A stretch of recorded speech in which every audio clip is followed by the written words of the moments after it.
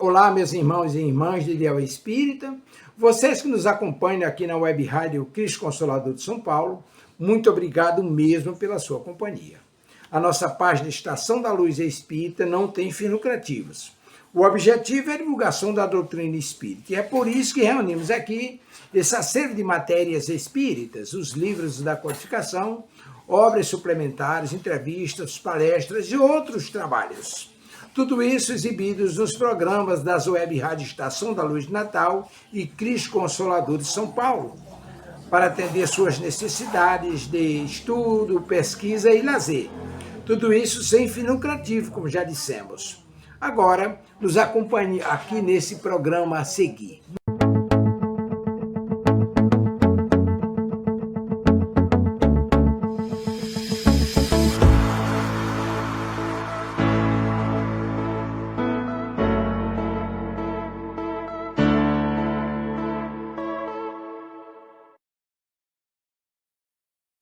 Boa noite, sejam todos muito bem-vindos. Mais um programa da Web Rádio Cristo Consolador. Estante Espírita, nossa sugestão para sua pré-estante, proto-estante, embrião de estante, caixas organizadoras, estante que está esperando o montador, estante que está com umas ideias aí. Está no app, mas você está de olho. Lá na sala, no rack da sala, no sofá da sala, em cima da mesa de sala, mesa de jantar da sala, revisteiro. No quarto pode estar em cima do travesseiro, na mesinha de cabeceira, ou mesmo numa necessaire, num bolso, numa bolsa, numa pasta, está valendo. O importante é a gente seguir a recomendação do Espírito Verdade no capítulo 6, na sua mensagem, quando ele fala amai-vos e instruí-vos. E hoje é um romance, romance, com um tema bem interessante. Drogas, tortuoso caminho. É um livro voltado para jovens, mas também para os pais dos jovens, para entender seus filhos, perceber como o que acontece, que pode acontecer e tal. Enfim. Mas para a gente começar bem, vamos fazer a nossa prece. Graças a Deus pela vida. Graças a Deus pelo socorro que sempre chega até nós. Graças a Deus por cada existência, a existência que nós estamos. Graças a Deus pelo amparo para poder aproveitar bem essas chances. Dentro da nossa existência, as oportunidades, Pai, que você nos concede. Gratidão ao Mestre que nos alimenta nesse caminho. Fortalece os nossos passos junto com Maria, nossa mãe, amiga, confidente, conselheira. Gratidão aos benfeitores espirituais que também nos socorrem, não importando o estado que a gente esteja. O bem chega até nós. Gratidão. E que todos nós, encarnados e desencarnados, possamos nos conscientizar da oportunidade que é viver, mesmo no plano espiritual, para que a gente evolua. Graças a Deus. Pergunta número 1, como você está se sentindo hoje? Pergunta número 2. A água está por aí? Vou ver um negócio aqui. A água está aqui.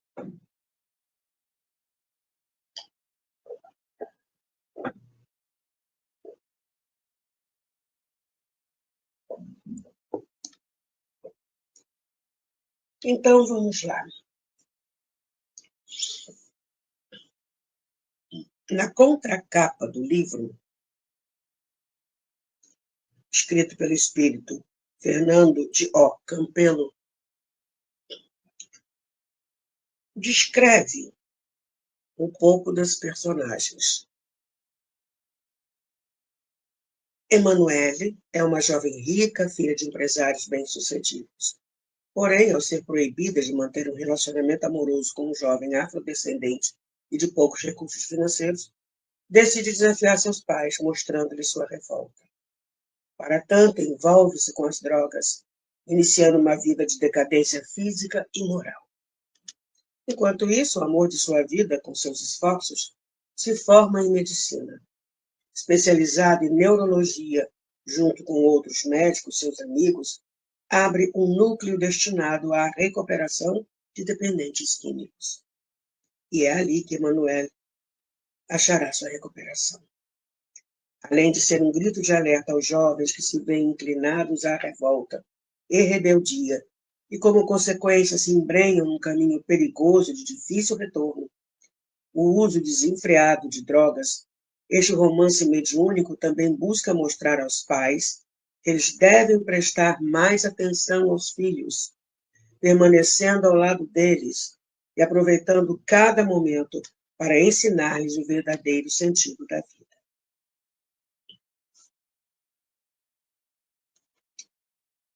Na orelha nós temos Drogas, Tortuoso Caminho traz ao leitor o relato de triste história de uma família aparentemente realizada, até que se lhes depara certa transformação para a dor. Perdão. Antes afortunados, agora percorrem o caminho tortuoso da dependência química, em uma longa e desditosa jornada repleta de tormentos. E mais, apresenta o depoimento de usuários de substâncias psicoativas desencarnados que, sentindo-se mergulhados num mar de remorso e arrependimento, vêm dar seu testemunho, contando a situação lamentável em que se encontram após a morte. São vozes que vêm do além para mostrar a realidade dos fatos após a morte do corpo físico aos pais e aos jovens. Esse livro eu recebi através do Clube do Livro Espírita Amélie Boudet.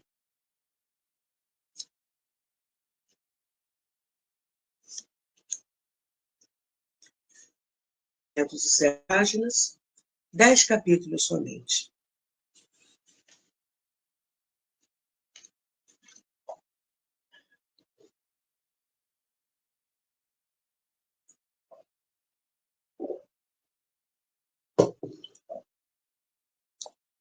No prólogo, o Espírito nos diz, Fernando Jó Campelo, coloca o prólogo e também mais uma nota antes de dar início aos capítulos, cujos títulos são, tinha esquecido de dar os títulos, espera aí.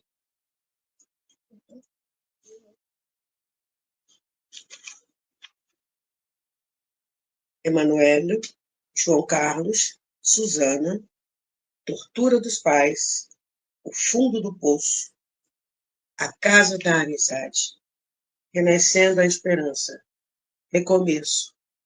Anos depois, o trabalho não cessa. Vejamos o que o Espírito nos fala. As existências na Terra são assinaladas por desventuras e desilusões. São como rios caudalosos que percorrem certo percurso demarcado pela natureza com determinado lapso de tempo, enquanto não haja prolongada estiagem que lhes interrompa o curso, deixando visíveis as marcas da calcinação, da brusca mudança de consideráveis proporções. Quantos não contemplam a vida terrena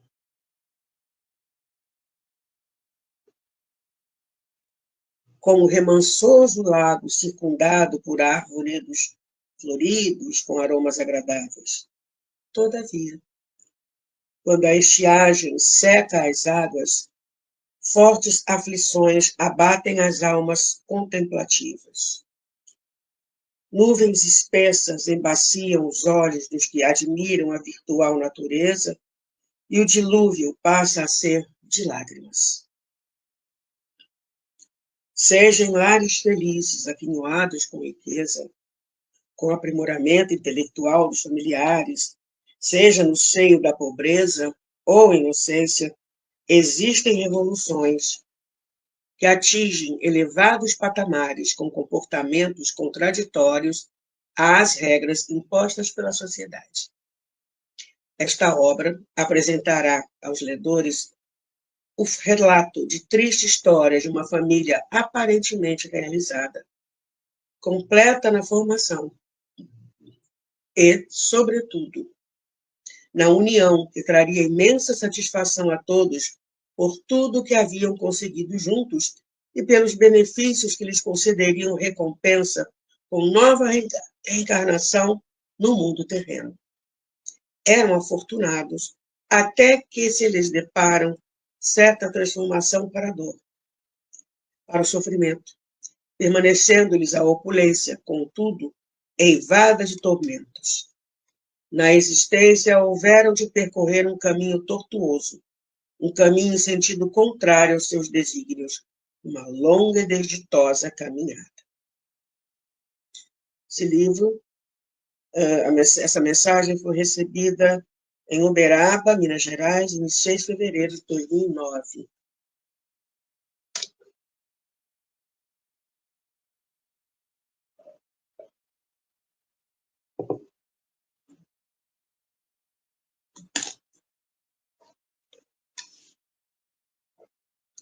Nota do autor espiritual. Prezados leitores, em especial os jovens, leiam atentamente esta obra, a fim de que possam usufruir de todo o seu conteúdo e possam precaver transtornos a quem lhes ofertou a vida. Procurem percorrer caminhos que os levem a encontrar a plenitude da existência do espírito, a vida. Ela é bela e foi criada pelo Senhor. A paz traz encantamentos enquanto vivermos na terra, mas, para tanto, é necessário que nos situemos no caminho da bondade, do amor, segundo os preceitos de Jesus. Amar ao próximo como Deus pede aos seus filhos. Jovens queridos, façam por bem brilhar em suas vidas com a luz que Deus lhes oferece. Porém, para chegarem a alguma das casas oferecidas pelo Pai, é indispensável a complacência na terra. Assim, enquanto estiverem no mundo que foi escolhido para retorno às suas vivências carnais, vocês deverão fazer com dignidade os outros felizes.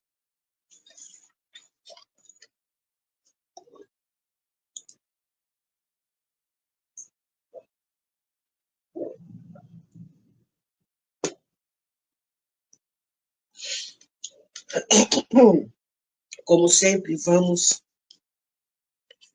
a um trecho do capítulo, né?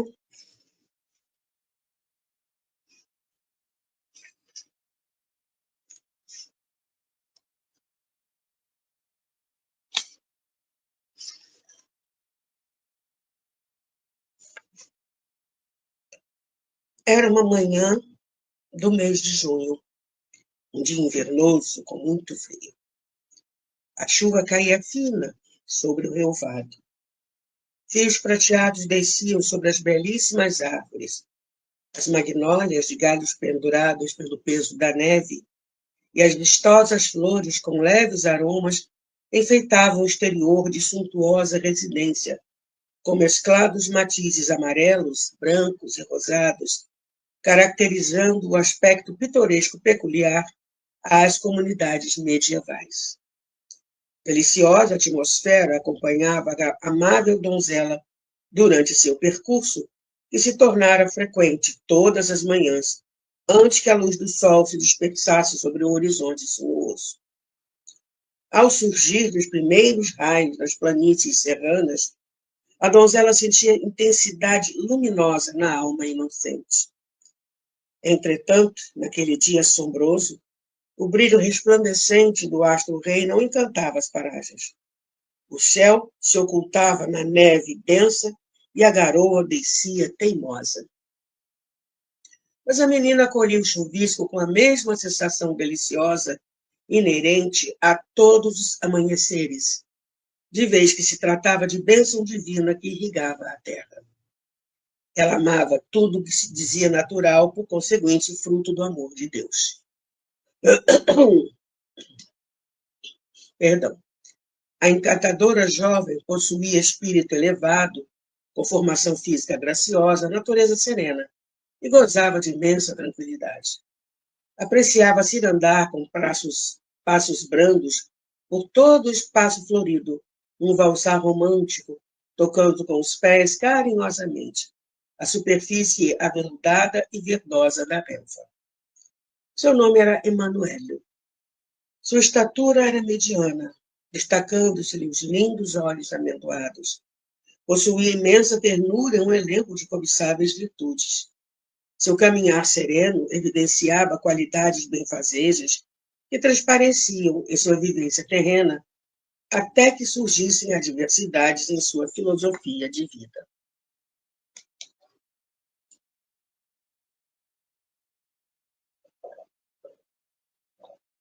Então, apesar de tudo, né, essa beleza toda, o autor espiritual dá a entender que se acontecesse algum problema, toda essa calma, tudo isso, né, essas qualidades todas, iriam desmoronar. Emanuele era uma donzela de educação esmerada, puramente envolvida com a natureza, dedicada, meiga, de olhar dócil, sentimento isento de impurezas. Seu espírito cativante procurava estimular, com calorosa afeição, o verdadeiro amor. Para ela, era emocionante apreciar, todas as manhãs, os primeiros raios revelados no horizonte, e com meiguice no olhar curioso, seguia a trajetória daquela radiação solar, descendo por entre as árvores galhudas em forma de filetes luminosos, apagando-se no solo. Na mente, ela sentia a descida dos fluidos salutares, cuja radiação a beneficiaria todo o dia, provinda das mãos benfeitoras de Deus. E aí a gente já começa a parar para pensar. Como, né, no meio de um caminho que aparentemente está certíssimo, né? Parece ser lindo, evoluído,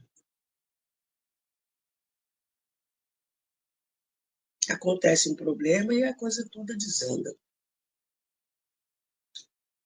Esta meiga criatura refletia uma programação do alto poder. Segundo a filha de um casal de magnatas, o genitor, importante capitalista, era responsável por sua própria administração empresarial. A mãe possuía dons artísticos, revelando-se na atividade específica das belas artes sobre o mundo natural. Tudo que brotava da terra causava-lhe encantamento. Para a mãe, que se chamava Susana, a natureza possuía efeitos fascinantes, cuja realidade exibia peculiaridades especiais do universo e completava a terra através de suas forças poderosas.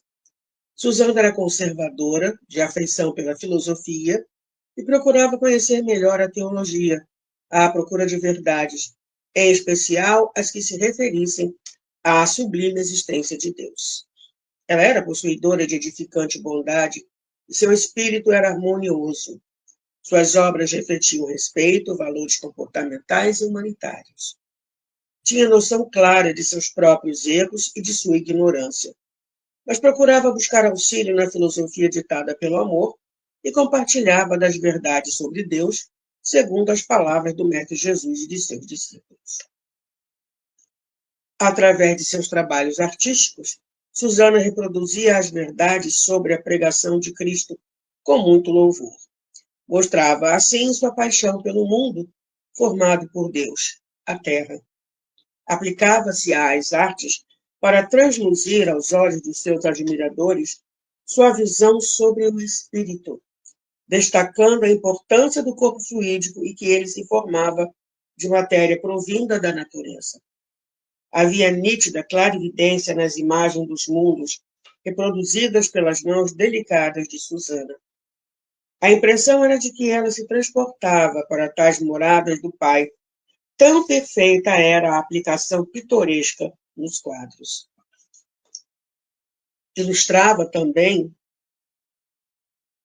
em seus trabalhos pictóricos, imagens de pessoas tão semelhantes aos modelos que estes se comoviam. Para a habilidosa pintora, não havia destaque entre classes sociais ou raças. Sua arte valorizava indistintamente todas as castas humanas. Nas imagens projetadas em telas, ela distinguia, sobretudo, as virtudes humanas, as disposições voltadas para o bem.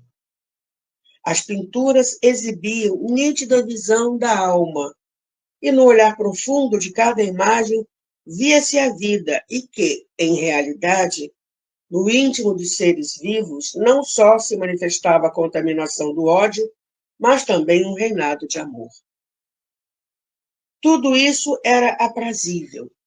Não houvesse as estiagens que impingiriam etapas áridas e nocivas à vida dessa família. Então, uma família que aparentemente era perfeita.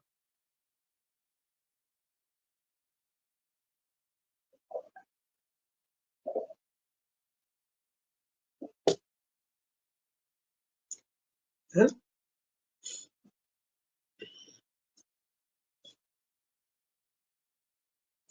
Emanuel herdara os traços inteligentes maternos e as características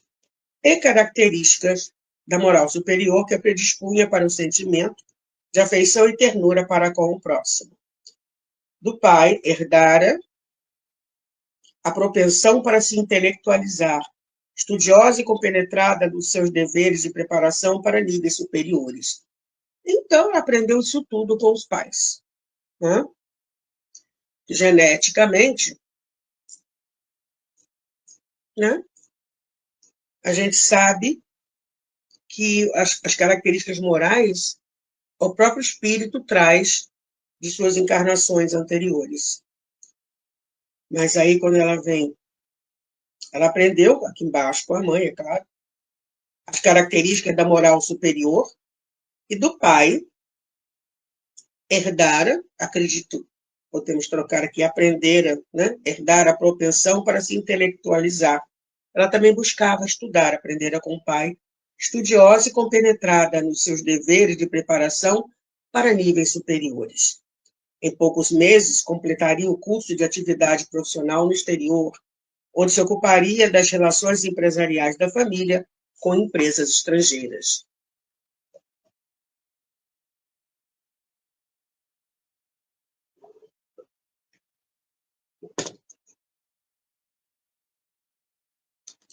Marcos, o primogênito formado, unira-se ao pai a fim de expandir os assuntos financeiros e empresariais. Um jovem muito estimado por sua lealdade, tanto nos sentimentos morais como nos conhecimentos empresariais. Mantinha relações comerciais com outros países, onde incrementava a capitalização e, com tais relacionamentos, recebia títulos honoríficos de famosos organizadores industriais, predominantes em seus próprios negócios, como era seu pai, João Carlos. Marcos se estabeleceria em Londres, onde constituíra respeitável família. Visitava o Brasil 2 vezes ao ano para prestar esclarecimento sobre a organização do desempenho financeiro. Então,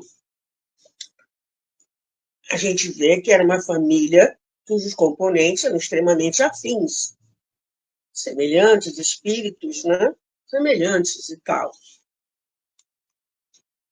E aí, o espírito nos fala o seguinte: os caros leitores devem estar notando que esta obra menciona fatos inerentes ao presente e ao passado. Ela não é fruto de imaginação, e sim de uma realidade recentemente ocorrida. Por esta razão é que uso ora o presente, ora o passado. Esclareço que os nomes, tanto dos personagens como dos locais citados, são fictícios. Em se tratando, portanto, de revelação de acontecimentos não muito distantes, é que me devo precaver com respeito às verdadeiras identificações. Mas podemos acrescentar que tudo se passou em uma importante cidade do Brasil. Assim sendo, não mencionarei a designação desta aglomeração humana, precavendo-me de não inferir indícios deixados pelas vítimas que serão configuradas no decorrer desta obra. Eu lembro de uma vez, Chico Xavier estava em São Paulo e, de repente, pediu para ser levado em um determinado local. De carro. Sabe onde é que é, Chico? Sei.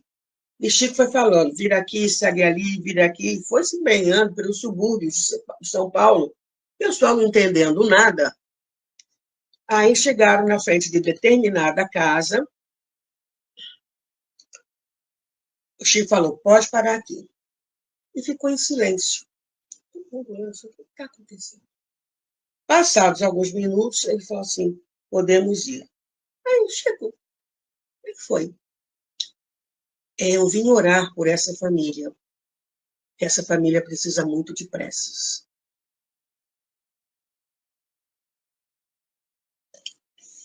A gente não sabe, não é? A realidade dentro das famílias. Mas eu vou parando por aqui. Faltam 4 minutos para encerrar. Deixo a sugestão, né?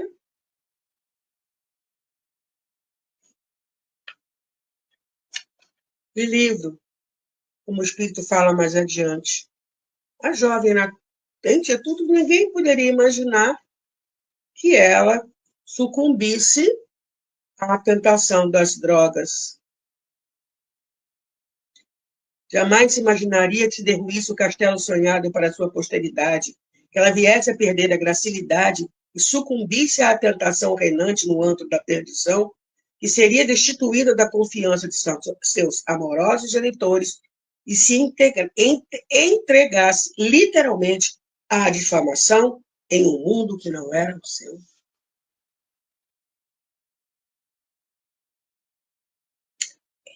É pensar, né?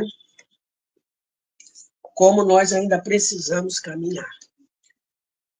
Mas vamos fazer a nossa prece de encerramento, agradecendo a Deus, acima de tudo, por todo o cuidado que nós recebemos, por todas as chances que nós temos de conquistar a própria paz e a própria felicidade. Gratidão ao Mestre por nos fortalecer esses passos, com todos os seus ensinamentos, para que nós tenhamos forças para superar as vicissitudes da vida. Gratidão a Maria por nos acolher nos momentos de maior dor. E gratidão aos benfeitores espirituais que nos socorrem, sejamos nós encarnados ou desencarnados. E tenhamos coragem de enfrentar a nós mesmos através do autoconhecimento, para superar aquilo que nós precisamos superar. E que possamos também aprender com os nossos equívocos, com os nossos erros. E possamos ter forças amparados por Deus, por Jesus, por Maria, pelos benfeitores espirituais, para conquistar a própria paz, felicidade, construindo o reino de Deus dentro de nós de maneira definitiva. Graças a Deus. Acabou meu tempo. Até semana que vem, com outra sugestão de livro. Gratidão por ter estado aqui comigo. Fique bem. Tchau.